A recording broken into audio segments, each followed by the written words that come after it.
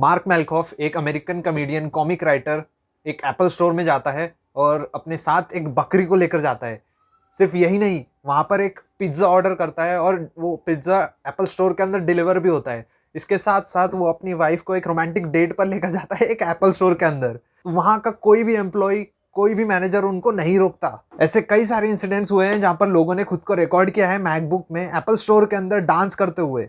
इसके साथ साथ ऐसे कई इंसिडेंट्स हुए हैं जहाँ पर फ्लैश मॉब भी हुआ है एप्पल स्टोर्स के अंदर। ऐसे कई सारे इंसिडेंट्स हुए हैं जहाँ पर लोग रात रात भर एप्पल स्टोर के बाहर कैंप आउट करते हैं ताकि नेक्स्ट डे जैसे ही स्टोर ओपन हो वो नए आईफोन्स या फिर नए एप्पल के प्रोडक्ट्स खरीद सके। स्टीव वोजनियाक जो कि को फाउंडर थे एप्पल के, वो खुद एक बार रात भर एक स्टोर के बाहर कैंप आउट करते हैं ताकि नेक्स्ट डे उनको न्यूली लॉन्च आईफोन मिल सके।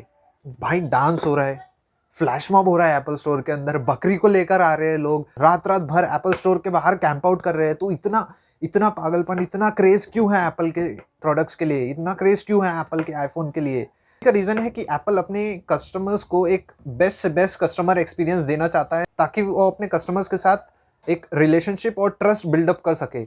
इसलिए एप्पल अपने एम्प्लॉयज़ को इस तरह ट्रेन करता है कि वो जो भी कस्टमर्स उनके स्टोर्स में आते हैं उनको एक टॉप नॉच कस्टमर एक्सपीरियंस देखने को मिले। ये सब तो ठीक है, लेकिन अब देखते हैं कि एप्पल अपने कस्टमर्स को टॉप नॉच एक्सपीरियंस आखिर देता कैसे है। तो सबसे पहले जब एप्पल अपने एम्प्लॉयज़ को ट्रेन करता है तो वो फॉलो करता है रिट्स कार्ल्टन से अडेप्ट की हुई एक 5 steps of service. Ritz Carlton एक अमेरिकन मल्टीनेशनल होटल कंपनी है जो कि ऑपरेट करती है एक luxury brand the Ritz Carlton. Ritz Carlton की अगर आप गोल्ड स्टैंडर्ड्स देखोगे तो वो एक already 3 steps of service follow करते हैं, जो है first a warm and sincere greeting, second use the guest's name, anticipation and fulfillment of each guest's need, third fond farewell, give a warm goodbye and use the guest's name। Apple की 5 steps of service को देखोगे तो approach customers with a personalised warm welcome, probe politely to understand customers needs, present a solution for the customers to take home, listen for and resolve issues or concerns and end with a fond farewell and an invitation to return।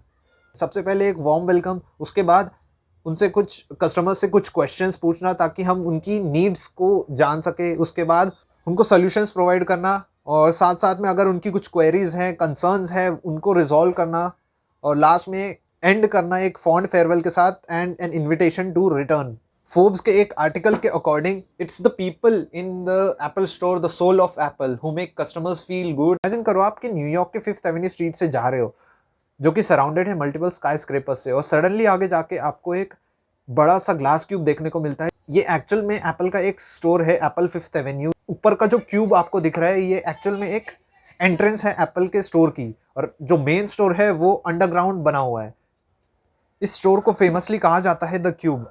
अब Steve jobs का ये मानना था कि जो उनके retail store है वो सिर्फ प्रोडक्ट्स को रखने और डिस्ट्रीब्यूट करने के लिए नहीं होना चाहिए, बल्कि उनको एक आर्किटेक्चरल लैंडमार्क और मार्वल बनाया जा सकता है।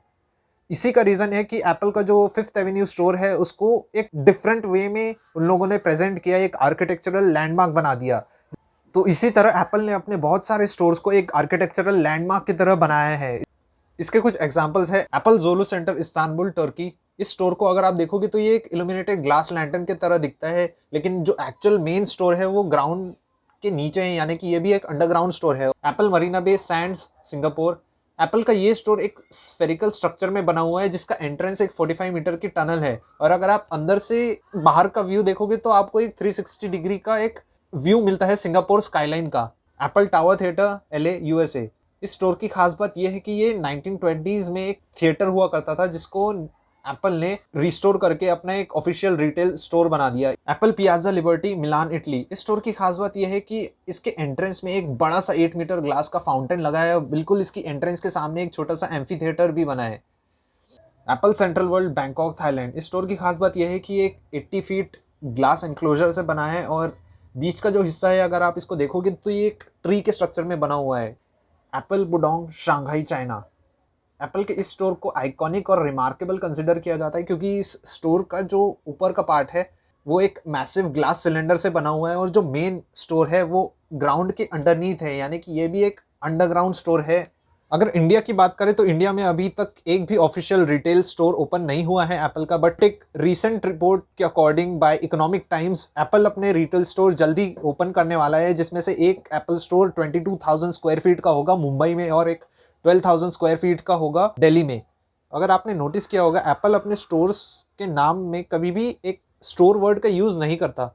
इसका रीज़न ये है कि टिम कुक नहीं चाहते थे कि अपने कोई भी स्टोर को सिर्फ एक स्टोर की तरह प्रेजेंट करे, इसलिए उन्होंने अपने स्टोर्स को रीब्रांड किया स्ट्रैटेजिकली टाउन स्क्वायर्स और गैदरिंग प्लेसेस की तरह। अपनी टाउन स्क्वायर और गैदरिंग प्लेसेस वाली स्ट्रैटेजी को एग्जीक्यूट करने के लिए टिम कुक ने अपने कुछ स्टोर, एप्पल के कुछ स्टोर्स को स्ट्रैटेजिकली कनेक्ट किया वर्ल्ड फेमस लैंडमार्क से। इसका एग्जांपल है एप्पल दुबई मॉल, जो कि सिचुएटेड है दुबई मॉल के अंदर। और इस दुबई मॉल को अगर आप देखोगे तो ये बहुत करीब है दुनिया की टॉलेस्ट बिल्डिंग से, बुर्ज खलीफा। जो इसका स्टोर फ्रंट है वो 186 फीट बड़ा है और इसके स्टोर फ्रंट में लगे हैं कुछ सोलार विंग्स जो कि ओपन और क्लोज होते हैं एक फैल्कन के विंग्स की तरह। इन सोलार विंग्स का पर्पज़ ये है कि ये हीट को ब्लॉक करते हैं अंदर आने से स्टोर के। एप्पल ने अपने टेक्निकल सपोर्ट सर्विस को भी एक ब्रांड बना दिया है, उसका नाम रखा है जीनियस बार, और वहाँ पर जो भी टेक्निकल स्टाफ होता है उनका नाम रखा है जीनियसेस। मई 2017 में एप्पल अपना इन स्टोर इवेंट स्टार्ट करता है टुडे एट एप्पल। इस स्टोर के अंडर वो बहुत सारे छोटे छोटे इवेंट्स करवाता है जो रिलेटेड होते हैं म्यूजिक से, वीडियोस से, फोटोग्राफी से, आर्ट से, ड्राइंग से। और इन इवेंट्स में कुछ world class photographers, musicians, artist को बुलाया जाता है। चार्ली पुट जो कि एक म्यूजिशियन है, सॉन्ग राइटर है, सिंगर है, उनका एक इवेंट होता है एप्पल यूनियन स्क्वायर में टुडे एट एप्पल। इस इवेंट को इंट्रोड्यूस करने के पीछे एप्पल का ये आइडिया है कि वो लोगों को साथ लाना चाहते हैं, कम्युनिटी बनाना चाहते हैं। उनका पर्पज़ ये है कि लोग सिर्फ उनके स्टोर में इसलिए ना आए ताकि उनको कुछ कोई सर्विस या प्रोडक्ट खरीदना हो, बल्कि वो कुछ सीखने या फिर एंजॉय या फिर सेलिब्रेट करने भी आए, जो कि उनके इवेंट्स में एक्चुअली में होता है। एप्पल की प्रोडक्ट एड्स को अगर आप देखोगे तो वो बिल्कुल एक मूवी की तरह लगते हैं। उनके स्टोर पे अगर आप जाओगे तो बिल्कुल मिनिमलिस्टिक वाली एक इंटीरियर डिज़ाइन अपने को देखने को मिलती है और बिल्कुल ऐसा फील होता है जैसे एक मॉडर्न म्यूजियम में आ गए हैं। उनके प्रोडक्ट लॉन्चेस इवेंट को अगर देखेंगे तो वो एक बिल्कुल म्यूज़िक कॉन्सर्ट की तरह लगते हैं। उनके प्रोडक्ट्स को जब उनके प्रोडक्ट्स और उनकी पैकेजिंग को अगर देखोगे तो बिल्कुल मिनिमलिस्टिक वाली अप्रोच फॉलो करते हैं और एक प्रीमियम टच देने की कोशिश करते हैं अपने कस्टमर्स को। And all of this is just because they want to give their customers the best of the best customer experience. Great people, stores as architectural marvels, in-store events, product launches is like a musical concert, clutter-free experience in the Apple stores, clean and minimal approach in packaging and boxing of their products. All of this combined together gives you an enriching customer experience.